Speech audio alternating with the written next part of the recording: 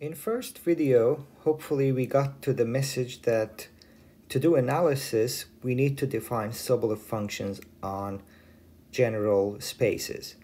The type of spaces where we hope to define a fruitful theory of Sobolev functions and Sobolev theory is the so-called metric measure spaces.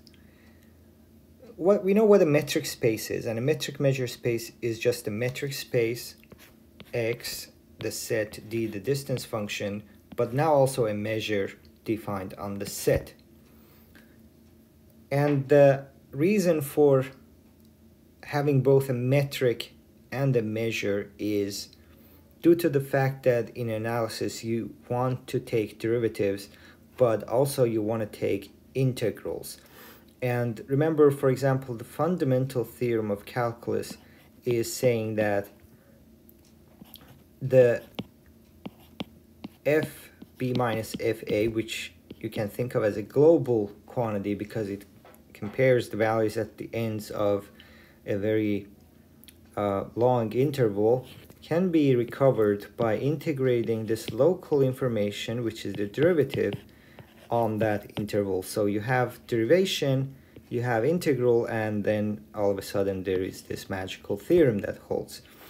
So you want to connect local data to global data, and integration and derivation is the way to go. So we need to be able to integrate things, and that's why we need a measure. And to talk about derivatives, well, you need to measure how fast a function changes based on how far 2 points are from each other, so the notion of distance also naturally appears. Now, if you have a metric space, there is always some nice measure that you can put on them. Any Hausdorff measure of any dimension is a Borel measure on your space. If you don't choose this parameter alpha the right way, you can get either plus infinity, the trivial measure, or 0, the trivial measure. But if your space is regular enough, nice enough, then choosing alpha to be just dimension, Hausdorff dimension of x can give you a non-trivial Borel measure. This is one choice. It just goes to show that there is a natural way to always find some Borel measure to pair with a metric space, but often actually this mu is not necessarily a Hausdorff measure on your space, and it's just abstract. Now, I already mentioned Borelness of the measure. Why would you want these measures to be Borel? Because, well, you want some connection between distance and the measure. So what does distance give us? So the distance gives us the topology on the metric space, and that's how we talk about open sets, closed sets, compact sets, etc. And if we expect to have some connection between this measure and the metric, if you want them to interact, for example, if you want to be able to say that continuous functions are measurable, continuity is purely defined using the distance d. Now, pre-images of open sets are open sets, but are they measurable? That depends if your measure, if your open sets are mu measurable. Therefore, it's very natural and necessary often to require that the measure be Borel. So by requiring mu to be a Borel measure, we know that open, well, that's the worst open I've ever written, open, all closed because they're their complements, compact, anything topologically defined sigma finite, what is it called, this countable union and intersection of these objects are measurable. If we want a nicer property for mu, okay, mu being trivial measure actually satisfies this, so we often require that mu not be trivial, but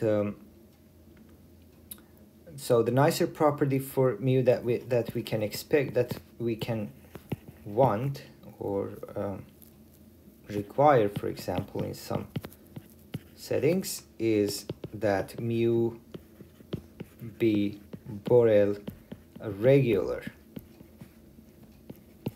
So Borel regular would mean that for every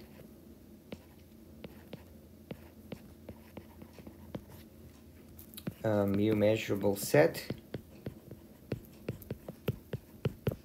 there exists, so we'll say A, there exists a Borel set A tilde such that A tilde contains A, so you can enlarge that set to become a Borel set. So Borel sets are, we have fewer Borel sets in general than measurable sets. For example, for Lebesgue measure in Euclidean space, this is definitely the case. And so not every measurable set is Borel, but Borel regularity of a measure says that even though A itself may not be Borel, you can enlarge it, add some points to it to make it a Borel set without increasing the measures, so such that A tilde contains it, but mu of A tilde is equal to mu of A, and this property usually allows us to work with Borel sets and helps us prove many properties that are not true for general Borel measures. So a Borel measure just means that all open sets are measurable. A Borel regular measure means that every measurable set is contained in a Borel set with equal measure to that. Locally finite, for example, is another property that you see. This is saying, for example, that it's not an infinity measure, it's not trivial. So this means measure of compact sets is finite. So for every compact subset of X, this is the case. And later, once you develop the theory of subspaces, one property that comes up a lot, and maybe I will define this also later when the time arrives, is we require mu to be doubling. This is a very important property, and many results that we have hold with this assumption. So to be doubling means for every ball in the metric space X, measure of 2 times ball, that is the same center twice the radius, is controlled by, so there exists some constant C such that measure of twice the ball is not much larger than the measure of the ball itself. So this you can expect that what it does is it stops some kind of discontinuous jump in the measure of the sets. So you cannot have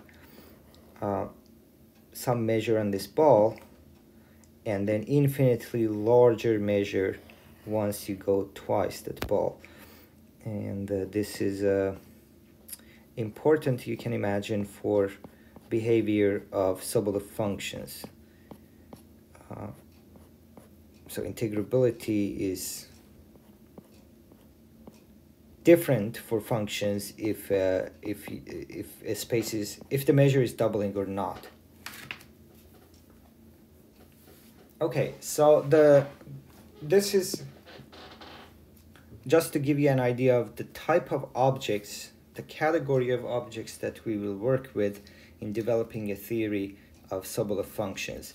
So we will have a metric space and then often a Borel regular measure on that space. Well, depending on the precise context, you would require more and more properties of this measure and also of this distance function. So for mu, the properties we can choose from was that it's being Borel, being non-trivial, being locally finite.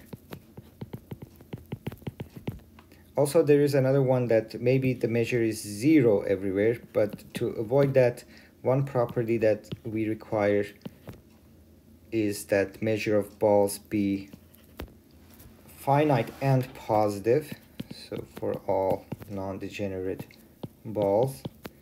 So I'm not saying that we require them, so these are the possible properties, so you check those that you want. So maybe you want Borel, maybe you want locally finite, and so on. So depending on context, on specific theorems, we will require some or maybe all of these properties.